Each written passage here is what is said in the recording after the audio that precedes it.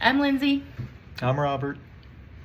Hi, my name is Eden. I will be introducing myself through the lens of one very incredibly grating song and one very incredibly grating fictional man. Let me preface this by saying I am in fact very tolerable, contrary to popular belief. To start, the first song I've chosen is What Death Leaves Behind by Los Campesinos! At the end.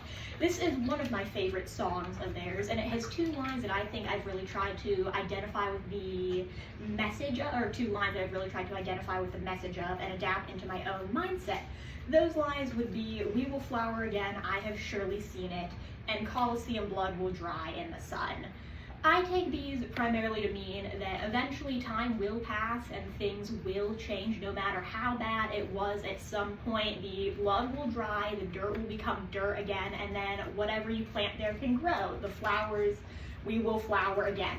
Grown flowers, trees, whichever you prefer. I don't know what you like. Next, the song I picked, this one I can recommend that you listen to in good conscience, is called Art School Wannabe by Sorority Noise. I'm an art school wannabe myself. I'm going into mortuary sciences though, but it has two lines that I really identify strongly with. The first one is, "Maybe I'm my own greatest fear." As I've gotten older, I've learned that the biggest thing holding me back is myself in most cases, and I will create scenarios because of my own imposter syndrome that are so much worse than whatever actually happens. So I have to try to remember that I am the biggest barrier in the way of my own success, in the majority of cases.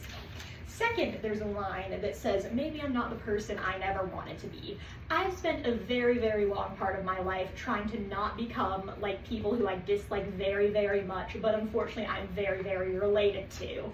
Having said that, I'm 19 now. I consider myself fully formed, or more fully formed as a person than I've ever been in the past. And because of this, I think I can confidently say that I am not these people who I dislike and who I don't want to become, and that I am my own person.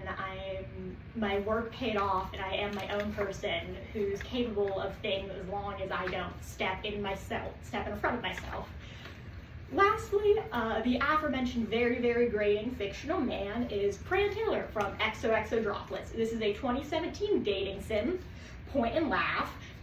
But the whole premise of it is that every single one of the men in it are incredibly intolerable. They are all jerks and they all suck very, very much.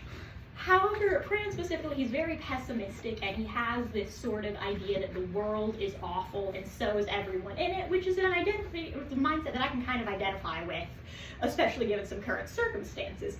However, this is a dating sim at the end of the day. You're meant to woo them, you're meant to get the guy, and this is a very small fan base, maybe fits in a school bus. But all of these people, they still like this guy.